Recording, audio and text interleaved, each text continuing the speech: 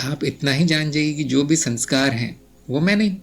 संस्कार जहाँ भी संग्रहित है, संस्कार का अर्थ है स्मृति, कारण शरीर, वो भी मैं नहीं हूँ।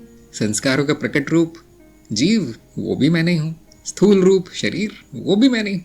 तो वो तो पहले मिट चुके हैं, वो मिथ्या है ऊपर से। तो ज्ञान इतना ही होता है कि कुछ करना जरूरी नहीं है, जानना जरूरी है कि वो सब मैं नहीं हूँ। फिर वो संस्कार रहे न रहे, चले न चले, प्रकट हो अप्रकट हो, हमें कुछ लेना देना नहीं है, फिर वो खेल है।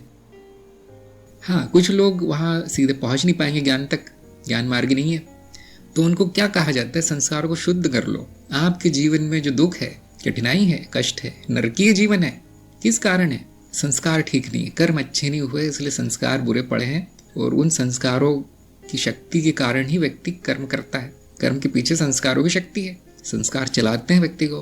तो गुरुजन क्या कहते हैं, देखिए वो सब छोड़ना वोड़ना आपके लिए मुक्ति उक्ति अभी संभव नहीं है, अब संस्कार ही ठीक कर लो अपने। ये है कर्मयोग या कोई और मार्ग है जिसमें कि शुद्धि की जाती है। तो जैसे जैसे उसके संस्कार शुद्ध होते जाते हैं, उसके जीवन में दुखों से मुक्ति, कष्टों से मुक्ति और दरिद्री से मुक्ति, ऐसे तरह तरह की मुक्तियाँ प्रकट होने लगती है।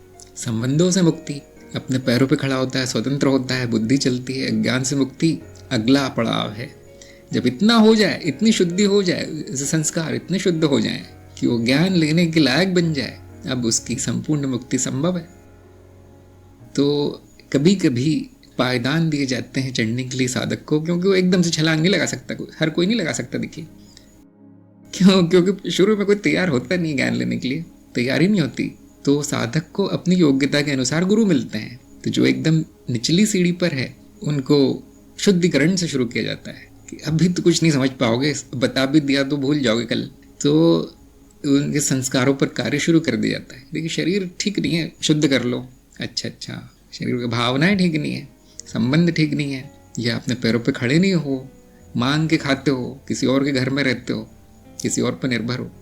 इस तरह से धीरे धीरे उसको ठीक किया जाता है, शुद्ध किया जाता है और बुरे संस्कार मिट जाते हैं। हाँ, जो अनावश्यक संस्कार है वो मिट जाते हैं। और जब शुद्ध होता है वो, तो कुछ बचता नहीं खास वहाँ पे। शुद्ध व्यक्ति में कुछ खास बचता नहीं, विरक्त होता है, वैरागी होता है, थोड़ा साधारण सा और सात्विक जीवन होता है उसका। अब वो अध्यात्म के लिए तैयार है। तो कभी कभी ऐसा लगता है कि इतना जो संस्कारों का बोझा है, पहले वो ठीक कर दूं तो मुक्ति संभव है। तो ये बात भी सत्य है कुछ लोगों के लिए। लेकिन जो तैयार है वो संस्कारों का बोरा सर पे लाद के घूम रहा है अपने, पता नहीं क्यों, सही गुरु मिलने पर फेंक देता है वो, ये सब मैं नहीं हूँ। रातों रात उसमें फिर व्यवहार में परिवर्तन दिखा देता है उसके। अब शांति है, अब सुख है।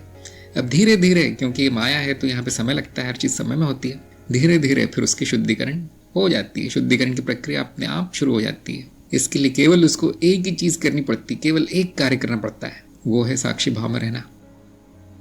फिर जो भी संस्कार है तुरंत दिख जाते हैं। जैसे सूरज की रोशनी में सब कुछ साफ साफ दिखता है, वैसे साक्षी के प्रकाश में सारे संस्कार दिखते हैं। और अब बुद्धि को कोई परेशानी नहीं होती उनको त्यागने में, उनको हटाने में।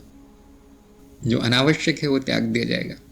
मुझे इतने पैसे मिल रहे हैं महीने के, घर में खाने के लिए है, परिवार के लोग सुखी है, बस अब भाग दौड़ बंद, बाकी सब अनावश्यक है। अब अंदर शांति है जो बाहर भी झलकेगी।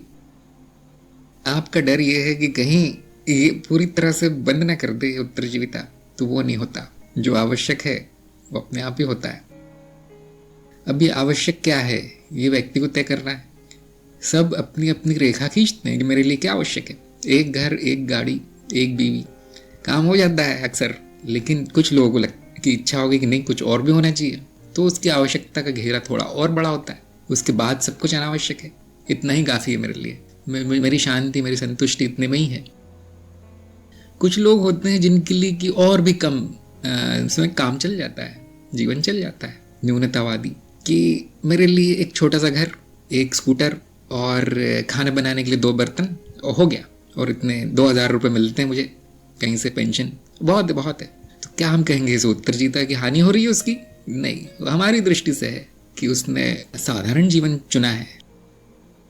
अगर उसको आप एक झाड़ू भी ले जाके दे दो कि ये झाड़ू रख लो काम आएगा, नहीं नहीं इतना बोझा मुझे मत दो, पुरानी झाड़ू से मेरा काम चल रहा है, उसके लिए वो भी बोझा हो जाता है। देखिए, तो सबको अपनी अपनी सीमा निर्धारित करनी है कि मेरे लिए क्या आवश्यक है, अगर किसी ने ये ही निर्धारित कर लिया कि अब ये मनुष्य जीवन भी आवश्यक नहीं मेरे लिए, तो फिर वो यहाँ से मुक्ति पा जाएगा। फिर वो कभी आएगा नहीं, यहाँ मनुष्य रूप में नहीं दिखाई देगा। देव रूप का बोल नहीं सकते, लेकिन मनुष्य रूप में नहीं आएगा। क्यों? अब वो मनुष्य का शरीर भी आवश्यक नहीं उसके लिए। तो अब अपनी सीमा देखिए कि आपके लिए क्या आवश्यक है। उसी को उत्तरजीविता मानना है। सबका अलग अलग होगा। और जिनको डर लगता है कहीं मैं मर न जाऊं, मतलब आपके लिए शरीर आवश्यक है। किसी को डर लगता है कहीं मेरे पैसे ना खत्म हो जाए, तो मतलब आपके लिए वो उतने पैसे आवश्यक है ना। किसी किसी को लगता हो, खास तौर से महिलाओं को, कि परिवार बहुत आवश्यक है, उसके बिना जीवन नहीं है। तो हाँ ठीक है, आपकी सीमा वो है, फिर आपका संसार उतना ही है, वही आपकी उत्तरजीविता है। जो सब कुछ छोड़ने को तैयार है वो सन्यासी है। उसके लिए कुछ भी आवश्यक नहीं है। शरीर भी धारण करके इसलिए बैठा है ताकि दोबारा जन्म न लेना पड़े, क्योंकि आप जानते हैं कि शरीर समय के पूर्व छोड़ दिया जाए तो वापस आ जाता है। कुछ लोग और ज़्यादा जानते हैं इस बारे में, उन्होंने ज़्यादा विज्ञान पढ़ा है, वो तंत्र मार्ग पर चले जाते हैं और वो जानते हैं कि कारण शरीर इस छोटे शरीर से बहुत बड़ा है, हजारों गुना बड़ा है। ये जो मनुष्य का शरीर है वो एक कण मात्र है धूल का, कारण शरीर पहाड़ जैसा है। अब वो उस कारण शरीर में संग्रहित इच्छाओं को पूर्ण करने में लग जाता है कि मुझे वापस बंधन में ना आना पड़े। यहाँ पे वो ज्ञान तो हुआ है कि ये सब मैं नहीं हूँ, परंतु फिर भी वहाँ इच्छा है कि जीव भी प्रगति कर जाए, यहाँ से मनुष्य होने से आगे चला जाए। तो वो फिर संन्यास भी नहीं लेता, वो एक एक इच्छा को नीचे बुलाकर कारण शरीर से उसको पूर्ण करने में लग जाता है। यह है तंत्र मार्ग। ज्ञान मार्ग में हम ये सब नहीं करते। ज्ञान मार्ग में यहाँ पे संतोष बहुत है कि अच्छा ये हो रहा है, बहुत अच्छा हो रहा है, अच्छा मेरी और इच्छाएं बची है, बहुत अच्छी बात है। अरे मेरी तो कोई इच्छा नहीं है, शायद मैं मर ही जाऊँ, खाना भी नहीं खाने की इच्छा है, इससे अच्छा क्या होगा। तो ज्ञान ही बड़ा संतोषी स्वभाव का होता है, जो हो जाए सब अच्छा है। लेकिन मन में अगर डर आ गया है तो मतलब कहीं ज्ञान में कमी है। ज्ञान पर ध्यान दीजिए, उत्तरजीविता अपने आप होती है। जो आपके प्रारब्ध में वो मिलकर रहेगा। क्यों असंतुष्टि है अधिकतर लोगों के, 99% लोगों के जीवन में असंतुष्टि क्यों है? समाधान क्यों नहीं है उनको? संतोष क्यों नहीं अपने जीवन से? क्योंकि वो उन चीज़ों के पीछे पड़े हैं भाग रहे हैं जो उनको नहीं चाहिए, जो उनके प्रारब्ध नहीं है, जो आरोपित है, जो थोपा गया है परिवार से, समाज से, इधर से उधर से, दोस्तों से, देखा देखी अपने ऊपर ले लिया गया है। अब उसके पीछे भागते रहते हो। अगर वो केवल वो करें जिसके लिए उन्होंने जन्म लिया है, तो देखेंगे कि सही समय पर सब कुछ पूर्ण हो जाता है, सब कुछ मिल जाता है। ये खेल बना बनाया है, अपने आप ही होता है। लेकिन इस पर विश्वास करना बहुत कठिन है। क्यों? भविष्य किसी ने देखा नहीं है, तो चिंता हो ही जाती है, पता नहीं होगा या नहीं। व्यक्ति कर्मलीन हो जाता है, कोई बात नहीं, वो भी अच्छा है, किंतु फिर कर्महीन कर्म होना चाहिए। फल की उसमें अपेक्षा नहीं होनी चाहिए, फल की आशा नहीं होनी चाहिए। तो इसको कहते हैं भाग्यवाद। भाग्यवादी जानते हैं मेरे भाग्य में जो है वो मिल ही जाएगा, जो भाग्य में नहीं वो कितना भी हाथ पैर मारो नहीं मिलेगा। तो ऐसे लोगों को समाज आलसी के रूप में देखता है, ये आलसी है, कुछ करता नहीं। तो हमें कहीं एक संतुलन बनाना है कि बहुत ज़्यादा भाग्यवादी भी ना हो जाए, थोड़ा थोड़ा कुछ करते रहिए, जिसमें आपको आनंद आता है करते रहिए। आपको पता है मेरा प्रारब्ध नहीं है, न मुझे मिलेगा, लेकिन आनंद है उसमें, चलो कोई बात नहीं, करो।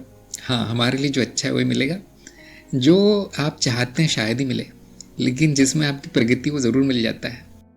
और अगर आप इसको तेज करना चाहते हैं तो प्रार्थना कर लीजिए, प्रार्थना कर लीजिए कि मुझे ऐसा गुरु मिले जो सब उल्टी सीधे कर्मों से मुझे छुड़वा दे, जो सब छीन ले, जो मैं नहीं हूँ वो छीन ले। वो तो ठीक वो मिलेगा जो आपके लिए आवश्यक है, जो आपके लिए अच्छा है।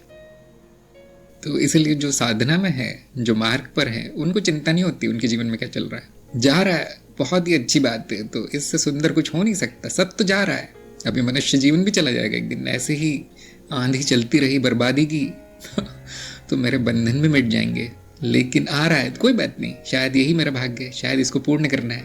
ऐसे संतोषजनक, शांत, आनंद में जो जीवन जीता है, सरल जीवन, वो ज्ञान का परिणाम है। उसको कोई समस्या नहीं आती, उसको कोई दुख नहीं होता अपने जीवन से।